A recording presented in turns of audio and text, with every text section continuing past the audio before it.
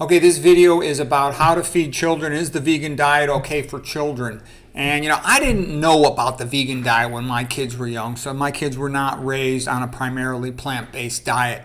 But I want to show you a bunch of nutrition influencers who've spoken on this subject extensively. Dr. McDougall raised his children as vegan, and here's a brief introduction what you should feed your baby. I'm going to go through a bunch of links, so you'll have a lot of information available if you're interested in feeding a pregnant mother or young children. Here's another Dr. McDougall extensive lecture, over an hour long, on how to feed children a plant-based diet.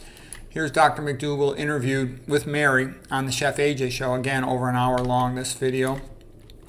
And then there's some other sites, the Physicians Committee with Dr. Neil Bernard. Bernard knows a lot. I'm not a fan of him promoting soy, but he knows a lot.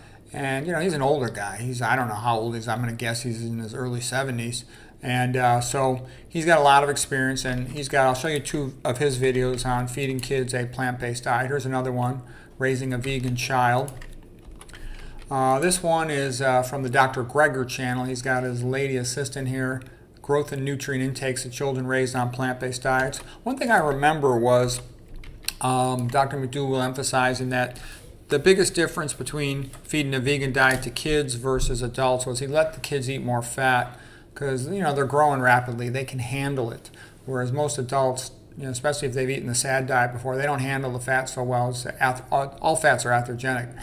Here's this Nutrition Made Simple guy, and again, he's a smart guy. I think he promotes omega-6 cooking oils, which I don't like. I don't agree with him on his advice for adults, but he's smart, and you can just see what he has to say about plant-based diets in children. This is Happy Healthy Vegan, and he's not the most scholarly guy, but I haven't ever seen him lie. I don't follow him too closely, but you can see what he has to say. Here's Vegan Linked, and again, Vegan Linked is another one of these plant-based sites that I think promotes high-fat food too much, but they do have some pretty smart people there. And what I recall about Vegan Linked is they had a bunch of women, female doctors included, who raise their kids on a plant-based diet, so you might find some useful information there. I think that's probably the last one. Oh, and then I was going to say a few words on formula. Dr. McDougall had described feeding kids formula as child abuse, that it's a dangerous drug, and there's a lot of reasons why formula is very overrated.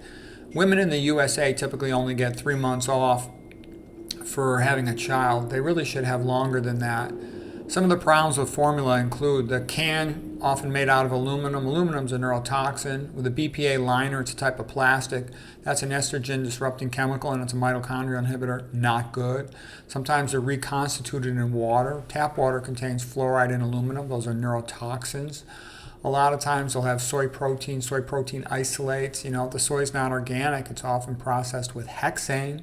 It's often sprayed with glyphosate, which is a neurotoxin, excitotoxin, gut toxin, gut microbiome toxin, increase in risk of fatty liver. It's all bad. Aluminum and fluoride are also gonadal toxins. You don't want that. In the past, they used to contain MSG and MFG. I don't know if they still do. I wouldn't be surprised. If they've got PUFAs in them, I worry about lipid peroxidation. Like if you try adding in EPA or DHA, pretty high risk. They've been extracted with hexane and/or they've got lipid peroxidation problems, rancidity. Cyanocobalamin contains some cyanide. I don't think that's a wonderful thing to feed a baby. Cow milk is associated with increased risk of type 1 diabetes. Okay, high fructose corn syrup could potentially be contaminated with mercury. Let's see here. Breastfeeding is much, much, much, much better than formula feeding. Let's see, what are some of the other things? The healthiest babies were in Finland, where they, 60% of the babies were breastfed at least 6 months. McDougall says that bottle-fed babies have a 21% increased risk of death in the first year of life. Especially, you don't want to heat the plastic bottles and put plastic into the formula that the kid drinks. Here's just a bunch of references if anybody wants to look up the actual papers on these topics. So anyways, I hope you found that helpful.